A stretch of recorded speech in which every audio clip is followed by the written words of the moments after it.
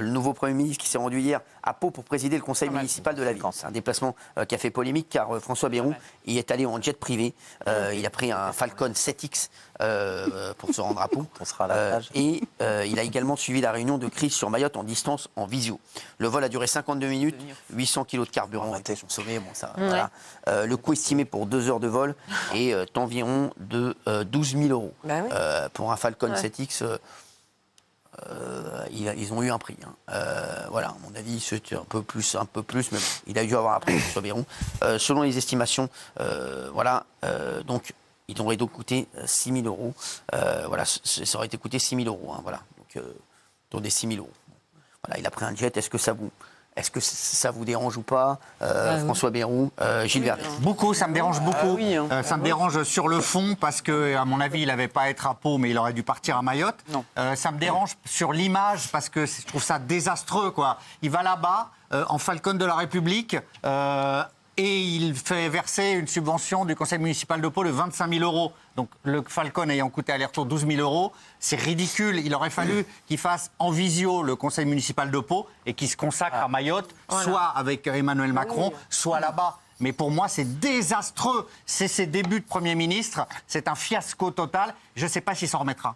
Bah oui, ça aurait peut-être en visio. Non mais la question c'est pourquoi et comment il justifie le trajet en jet. Si c'est une question de temps aujourd'hui avec le train, on est relativement rapidement, voilà. Et si c'est des questions de sécurité, pardon, mais à part le président de la République et à part des personnes qui ont un certain niveau de menace qui nécessitent d'être complètement isolées, je pense que François Bayrou prend le train, il est tranquille aujourd'hui, même s'il a une ou deux personnes avec lui, ça devrait aller. Et en ça, c'est pas du tout justifié. Il devrait prendre le train comme tout le monde et donner une bonne image. Encore une fois, à l'heure où on demande aux Français de se serrer la ceinture.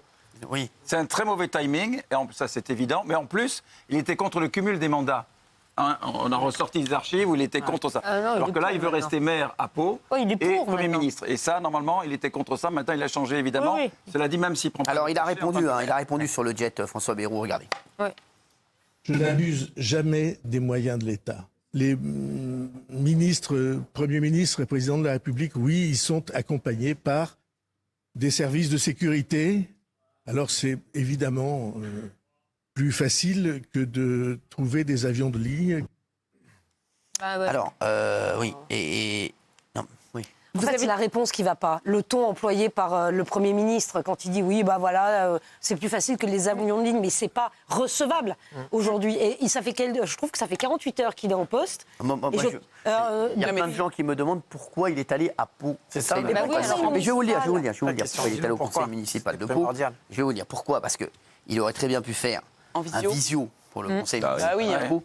Mais sur Mayotte, sachez-le, le chef de l'État, Emmanuel Macron, veut gérer ça avec Bruno Retailleau, le ministre de l'Intérieur. D'ailleurs, on fera un petit point gouvernement dans un instant, je vais vous dire ce qui nous attend et ce qui vous attend dans les grandes lignes. François Bayrou, pourquoi il est allé à Pau? C'est pas plus compliqué. Parce que c'était prévu. Il voulait se faire mousser.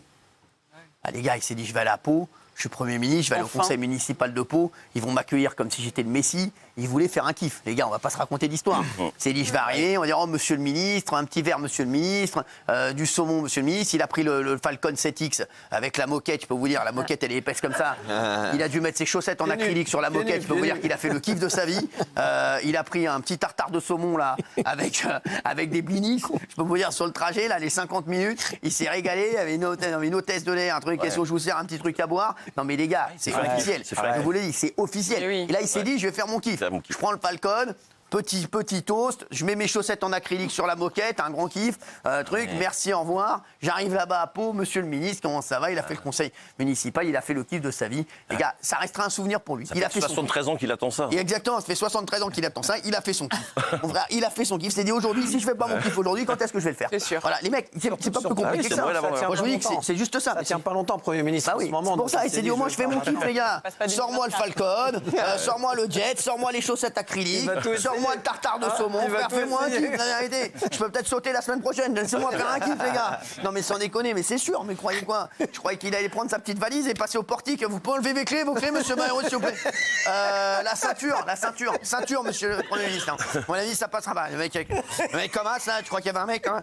Non, mais c'est vrai, non, mais les gars, il s'est dit, faites-moi un kiff, les gars, vous croyez quoi? Mais c'est sûr et certain. Faut pas que ce soit ça. Non, mais c'est sûr que c'est ça, mais vous êtes des fous, les mecs. Pourquoi il n'a pas annulé? Mais parce qu'il voulait faire son kiff au conseil municipal de Pau. C'est l'ego, quoi. Mais bien sûr, les gars, il est maire de Pau, il est arrivé à Pau, frère, il est Premier ministre. C'est comme quand toi, t'arrives au Sénégal, t'as acheté un truc à 20 000 € du mètre. Ah oui, mais c'est ça, bah oui, mon gars. Ah oui, crois-toi. Ah oui. Et c'était très drôle. Je ne sais pas si on a l'image, mais quand il est arrivé au conseil municipal, il s'est assis, il y avait le patron de l'opposition municipale qui a dit « J'ai une seule question à vous poser, qu'est-ce que vous foutez là ?» Vous avez ça? Mais non. Vous l'avez ça? Ils sont morts. Même pas qui venait en fait, les mecs. Voilà. Alors regardez. Alors je ne sais pas si on l'a, mais essayez de le mettre. Voilà. Si vous l'avez, mettez-le. Si vous êtes mort, dites-le nous assez rapidement. Merci. Ah voilà. Merci. On n'est pas là pour faire du show, monsieur Bayrou. On n'est pas là pour transformer cette assemblée en plateau de télé. Moi, la première question qui me vient, c'est qu'est-ce que vous faites là? Vous n'êtes pas à votre place. Vous n'êtes pas à votre place, monsieur Bayrou. Moi, je considère que le fait que vous soyez venu ici, c'est une faute politique. Votre première mission, monsieur Bayrou, et monsieur le Premier ministre, c'est de prendre l'avion, d'aller à Mayotte, ne serait-ce que de façon symbolique.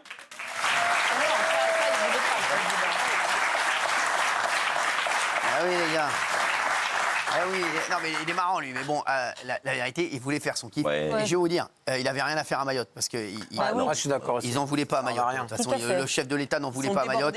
Retailleau, ça suffit. Et il y avait Bruno Retailleau et il y avait le chef de l'État Emmanuel Macron. Stop. Sur François Bayrou, c'est un petit peu le point politique à 20h02. Je sais que vous aimez bien. Je fais souvent des petits points politiques à 20h, entre 20h et 20h06, 7. L'affaire, elle est claire. Voilà. François Bayrou, il a voulu être Premier ministre. Emmanuel Macron, il n'avait pas l'intention de le nommer. Pourquoi? Parce que Emmanuel Macron pense qu'il voulait un Premier ministre qui puisse faire les 30 mois. Il pense que François Bayrou va sauter à tout moment. Sachez-le, hier, François Bayrou, je sais à peu près de sources sûres, il a revu Jordan Bardella et Marine Le Pen. Jordan Bardella, il aime bien, mais il ne s'interdit pas de le faire sauter à tout moment. Voilà. Il ne trouve pas des petites infos que j'ai. Apparemment, il n'a pas impressionné plus que ça Jordan Bardella sur ce qu'il allait faire pour la France. Emmanuel Macron s'est dit, il s'est nommé tout seul. Il va tout faire pour essayer qu'il se prenne le mur tout seul. Donc il va dire, fais tes trucs, t'inquiète pas. Et ce qui s'est passé aujourd'hui, c'est que François Bayrou a dit, il faut se mettre au travail, il faut faire. Et donc Emmanuel Macron, il a dit, viens à l'Élysée à midi. Et puis, vas-y, dis-moi les ministres que tu veux, amène-moi une liste. Donc, il est allé à l'Élysée comme un con tout à l'heure, François Bayrou. Pareil, il a enlevé les chaussettes, moquettes, chaussettes acryliques, tartare de saumon, il est reparti. Bon, il n'y avait pas de gouvernement. Non, mais je vous le dis, l'histoire, elle est claire. Hein, pareil, voilà, donc je vous le dis, non, c'est bon, merci. Et donc, là, apparemment, François Bayrou, il va faire son gouvernement. Voici les noms qui sont sortis. Sachez-le, c'est pratiquement sûr, il va avoir un retour d'Elisabeth Borne. Et Elisabeth Borne, apparemment, ministre des Armées. C'est une liste qui circule. Elisabeth Borne, je pense que ça va passer. Elle va y être. Je pense qu'Elisabeth Borne va refaire son retour au gouvernement. Ministre de l'Europe et des Affaires étrangères, a priori, retour de Gérald Darmanin. Gérald Darmanin, c'est ce qu'il voulait depuis longtemps. Voilà. Donc, a priori, ça aussi, j'y crois. J'y crois. Je pense que j'y crois. Garde des Sceaux, ministre de la Justice, Jean-Noël Barrot. Jean-No, comme l'appellent les intimes. Jean-No, apparemment, il est très aimé. En plus, il vient du Modem. Je pense qu'il a fait un très bon travail, ministre des Affaires étrangères. Donc lui, à mon avis, ça va être bon aussi. Ensuite, c'est après que ça va il y a Xavier Bertrand, ministre de la Santé, du Travail et des Solidarités. Pourquoi pas, mais Xavier Bertrand, à mon avis, Jordan Bardella et Marine Le Pen, ça va pas le faire. Je pense que ça va être retoqué assez vite. Enfin après, peut-être qu'ils se sont mis d'accord. Ministre de l'économie, des finances, de la dette surtout. Et de la souveraineté économique, c'est Roland Lescure. On en avait parlé avec le ministre. A priori, ça pourrait être lui, mais le problème qu'il a, c'est qu'il n'y a pas assez de républicains dans le gouvernement et que, à mon avis, Laurent Wauquiez va dire si c'est comme ça, j'enlèverai Bruno Retailleau à l'intérieur. Et s'ils enlèvent Bruno Retailleau à l'intérieur, ça va faire des ordres parce que c'est vrai qu'il est extrêmement aimé. Et il y a énormément de gens qui aiment bien Bruno Retailleau. Donc s'ils enlèvent Bruno Retailleau du gouvernement, tout le monde va dire on a fait une motion de censure pour avoir un gouvernement qui est pour nous moins bon que celui qui est avant.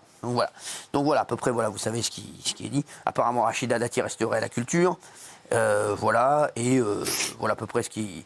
Agnès Pannier-Runacher sortirait du gouvernement, ainsi que Sébastien Lecornu, qui devait être Premier ministre, et a priori, il le sortirait du gouvernement, oui. Vous m'apportez une précision aéronautique. Vous avez dit que ça avait coûté 12 000 €, c'est ça 12 000 € le vol. Un aller-retour, c'est 12 000 €. Oui. Alors moi, je regarde, parce que c'est 2 heures d'avion, c'est ça 1 heure et 1 heure. Ouais. Alors, est-ce que c'est normal qu'un Falcon soit plus rapide qu'un vol régulier?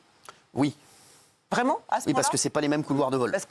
D'accord, donc par exemple, pour aller à Pau avec une compagnie régulière, c'est 1 heure et demie. Et puis, à ce point-là. Exactement. D'accord. Puis il y a un autre truc, c'est que le problème aussi, c'est que parfois ils ont pas ils peuvent pas atterrir. L'embarquement. Exactement, l'embarquement.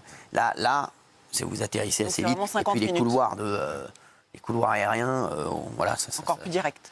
Voilà, donc c'est 50 minutes. Si vous voulez aller à Pau, vous irez avec notre ami. Je peux poser une question con, moi? Oui. Parce que ça va pas changer. C'est à nous l'avion. Oui, c'est à vous. Donc c'est quoi? C'est le kérosène. Pourquoi t'as envie de le prendre? Bah vas-y. Non, c'est le kérosène. Ça a coûté 12 000 €? Non. C'est quoi qui a coûté 12 000 €? C'est la location. C'est la location de l'appareil. C'est à nous. C'est à l'État. C'est à la France, l'avion. Oui, mais ça a un coût, l'entretien, tout ça. Voilà. Tu budgètes sur l'année. Quand tu prends tant d'heures, ça coûte tant d'argent. Tu budgètes tout. Ah oui, le personnel, le pilote. Le personnel, c'est secrétaire et tout ça. coûte le même prix si moi j'en loue un. Si moi j'en loue un, Cyril, ça coûte pareil, 12 000. Si moi je loue un jet tout seul pour aller à Pau, ça va me coûter 12 000. 12 000, oui, ça. C'est pas mon avion. Ouais, c'est pas normal, c'est pas logique. C'est pas mon avion. Je vais le louer à une société. Là, c'est à nous l'avion. Pourquoi ça nous coûte 12 000? C'est à nous. Mets de l'essence et pars. Comme tu as dit, mets tes chaussettes et... Mais ça, je pense pas qu'ils aient payé 6 000 €. C'est en fait, les mecs ont dit, voilà ce que ça coûte. C'est un coût. C'est un coût. S'il n'a pas payé, c'est un coût. Et je suis d'accord avec lui, en vrai, ça coûte que l'essence. Et puis l'équipage. L'équipage, et puis voilà, c'est ça. Et le saumon. Et les noix de cajou. Exactement, et le tartare de saumon, voilà, on va pas se raconter d'histoire. Est-ce que vous avez des questions?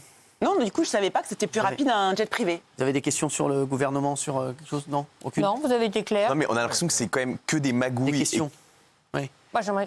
Non mais et la place des Français là-dedans. Ah oui, c'est que non mais Emmanuel Macron qui dit l'autre il va se planter, je l'envoie et l'autre il va le mettre dehors, c'est quand même du foutage de gueule. Ma question, c'est sur l'élément clé, M. Retailleau. Est-ce que vous êtes certain qu'il reste? Moi, j'aimerais bien. Il a vu François Bayrou, ça a été le premier que François Bayrou a vu. François Bayrou veut que Bruno Retailleau reste. Maintenant, dans cette liste qu'on a eue, qui a fuité, Bruno Retailleau, il est clair, il reste que s'il peut faire sa politique. Il y a sa loi immigration qui apparemment dérange François Bayrou. Donc s'il ne peut pas faire sa loi immigration, s'il ne peut pas faire la politique qu'il a exercée depuis 2 mois, s'il ne peut rien faire, Bruno Retailleau partira. Et Bayrou tiendra. Il faut qu'il ait vraiment des garanties de la part de François Bayrou, mais pour l'instant, c'est sans compliqué. Et puis en plus, pour l'instant, il y a très peu de républicains dans le gouvernement. À mon avis, il faudrait qu'il y ait encore 1 ou 2 républicains au gouvernement pour que Bruno Retailleau reste. Il faudrait peut-être que Laurent Wauquiez rentre au gouvernement. Et là, ça ferait peut-être rester Bruno Retailleau. Pour l'instant, François Bayrou veut qu'il reste. Et Bruno Retailleau, pour l'instant, sa priorité, c'est Mayotte. Et ensuite, il verra. Mais il va falloir qu'il ait les mains libres, Bruno Retailleau, parce que sinon, forcément, ça ne va pas le faire avec François Bayrou. Il faut vraiment qu'il lui laisse le champ libre. Voilà. Et puis, en fait, ils avaient fait un ticket. Le Cornu, s'il était resté, Retailleau restait, et il faisait sa politique. Là, ça va être un peu plus compliqué. Voilà. Elisabeth Borne, ils vont pas trop kiffer les gens. Elisabeth Borne, oui. Revenir avec sa retraite, là, c'est pas ouf. Exactement, c'est pas obligé. Et puis là, si on prend le gouvernement, là, les gars, c'est un Borne 2, pourquoi on a fait une dissolution, les mecs? Il n'y a que des mecs de la jeunesse qui étaient là avant. On a rappelé la jeunesse. Je veux bien, hein. Puis là, le gouvernement, la moyenne d'âge, c'est 84 ans. Hein. Sans déconner. Voilà, je peux te dire que là, tu vas pas rigoler. Hein. Jean-Noël Barrot, il va arriver là-bas, c'est Big Flo et Oli. Merci. Après, bon, Darmanin, c'est un bon. Oui, il est jeune. Darmanin, et puis il est bon quand même. Voilà, franchement, après, voilà, oui. Il vaut mieux l'avoir au gouvernement qu'en dehors. Exactement. Et c'est le poste qu'il voulait? Les affaires étrangères, vraiment, c'est le poste qu'il voulait. C'était où l'intérieur, mais il peut plus. C'est les affaires étrangères. Maintenant, les affaires étrangères, il faut bien parler anglais. Donc là, à mon avis, Gérald Darmanin, il doit être sur Imagine Your English. Là.